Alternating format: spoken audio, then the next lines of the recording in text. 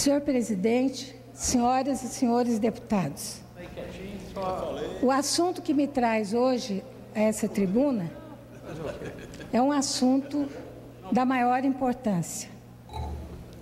Nenhum veículo de comunicação nacional causou tanto impacto em meu estado como a reportagem de capa da revista Carta Capital desta semana.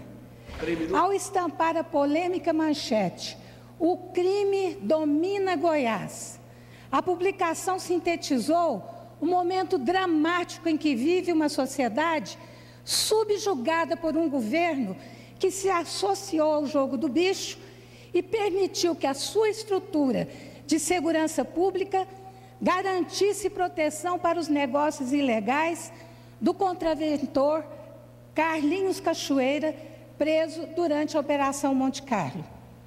Com o título "Crime no Poder", nas páginas internas, Carta Capital, em reportagem assinada por Leandro Fortes, estampa as ligações do governador Marconi Perillo com o esquema conjunto do senador Demóstenes Torres e do bicheiro, o que leva a crise, senhor presidente, para dentro do Palácio das Esmeraldas.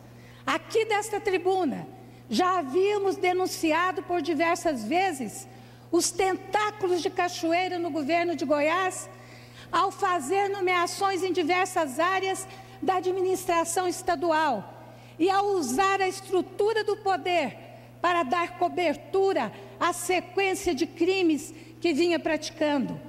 O que Carta Capital mostra são novos documentos, gravações e perícias que integram o relatório da Operação Monte Carlo.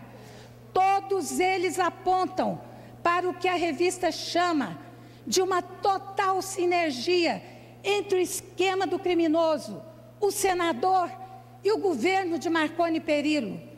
De acordo com a reportagem, abre aspas, em conversas telefônicas, o bicheiro jacta-se da influência sobre Perillo e sempre recorria a Demóstenes Torres. Mais direto ainda, o jornalista Paulo Henrique Amorim, em seu blog Conversa Fiada, diz que, aspas, segundo investigação da Polícia Federal, Carlinhos Cachoeira mandava e desmandava no estado de Goiás, que na teoria é governado por Marconi Perillo, um tucano frente e verso.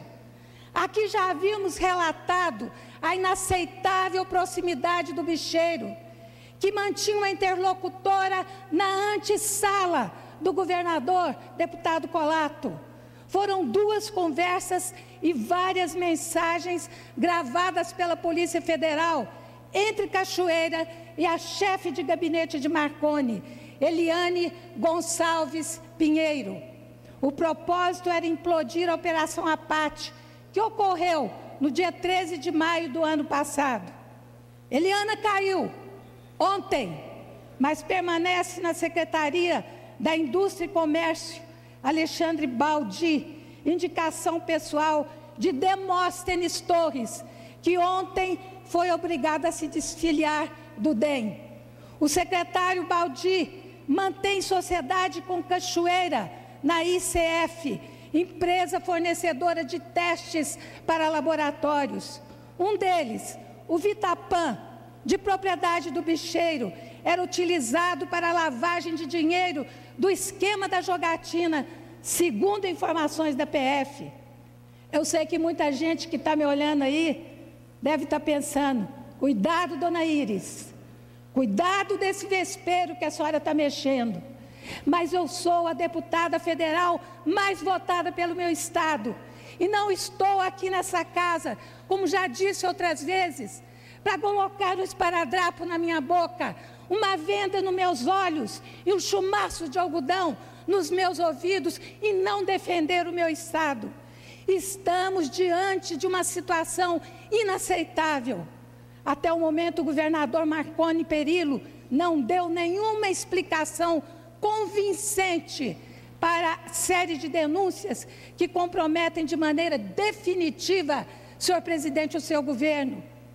É assustador o alcance dos tentáculos da organização criminosa, escreveu em 23 de fevereiro deste ano o juiz Paulo Augusto Moreira Lima, da Vara Federal de Anápolis, responsável pela condução processual do inquérito.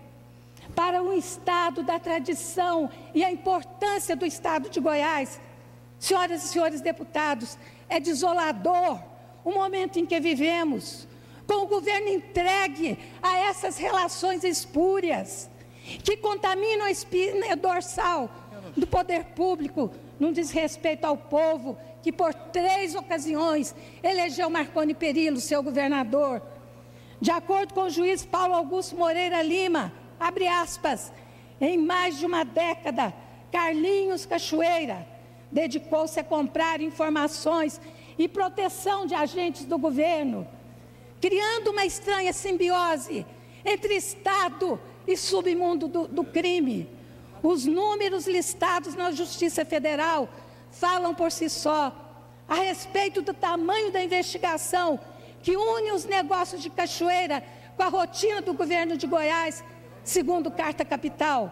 Ao todo foram identificados como integrantes da quadrilha do Bicheiro 43 agentes públicos.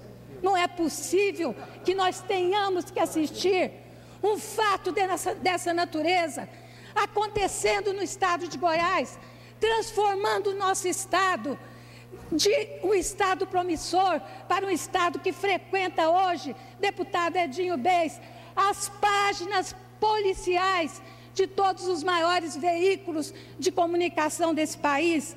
Há, porém, um caso, senhor presidente, muito mais grave, que deixa clara a ligação entre o Bicheiro e o governador. Carlinhos Cachoeira foi preso na casa que pertencia a Marconi entre 2007 e o início de 2011. Pasmem, a grande dificuldade agora tem sido explicar a transação imobiliária que fez com que a propriedade passasse a ser de Cachoeira.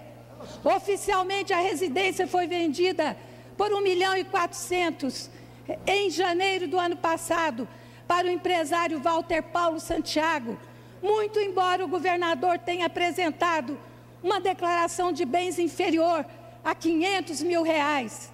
É mesmo muito estranho, senhor presidente, senhores e senhoras deputados, o comprador pagou essa pequena fortuna, mas não fez questão de levar o imóvel. Mas ficamos felizes em saber que todos esses fatos absurdos recebem o repúdio da população de Goiás. Eu tenho certeza, senhores deputados, que nesse momento, se nós abrirmos a página do Twitter, os fakes desesperados estarão postando contra a minha pessoa todo tipo de desacato que uma mulher possa receber. Mas enganam-se eles. Não me conhecem aqueles que talvez não tenham me conhecido no meu nascedouro político, quando eu frequentei as praças públicas, enfrentando a ditadura militar, lutando pelo restabelecimento do Estado de Direito, e não será agora um governador envolvido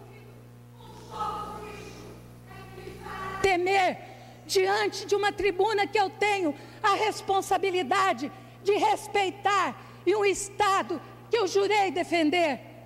A terceira marcha contra a corrupção e impunidade está sendo mobilizada na rede social, Facebook, contra o governo do Estado e acontecerá no dia 21 de abril.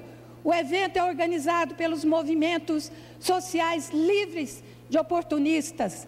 Já no dia 14 de abril, o movimento Fora Marconi e todos os outros corruptos, com concentração na Praça Cívica. Todos aqueles que quiserem participar serão bem-vindos. Não sou eu que estou promovendo, eu vou participar como integrante e atendendo o convite que recebi. As manifestações de rua, senhor presidente, tornam-se ainda mais relevantes, porque Goiás voltou no tempo e agora sente aquelas ações típicas de coronavírus e ditadores. A Carta Capital, senhor presidente, sumiu. Vejam vocês, logo na abertura das bancas do último domingo. A edição teria sido comprada em grandes lotes por indivíduos em carros sem placas, para evitar que a população tivesse conhecimento da reportagem num verdadeiro assinte à liberdade de imprensa. Será que nós estamos retroagindo no tempo? Será que teremos que enfrentar no nosso estado de Goiás aquilo que vivemos nos idos de 64? Por tudo que aqui foi relatado, senhoras e senhores deputados, torna-se urgente que a Justiça imediatamente abra a investigação sobre as relações mais do que comprovadas entre o governador Marconi e Carlinhos Cachoeira. Não se admite que Marconi fique fora, o que seria, claro, favorecimento incompatível com o perfil do Estado democrático de direito. A população não aceita mais que Goiás continue no centro das manchetes nacionais como Estado dominado pelo crime. Essa influência da contravenção no governo é fato gravíssimo, que fere todos os princípios relativos à correta condução do poder público e demonstra uma inigualável afronta à ética. É preciso agir e rápido em defesa de Goiás, de seu povo, contra o crime organizado e todas as formas de corrupção. Era o que eu tinha a dizer, senhor presidente. Gostaria que esse pronunciamento fosse divulgado pelas redes de comunicação aqui da Câmara. Muito obrigada, senhor presidente.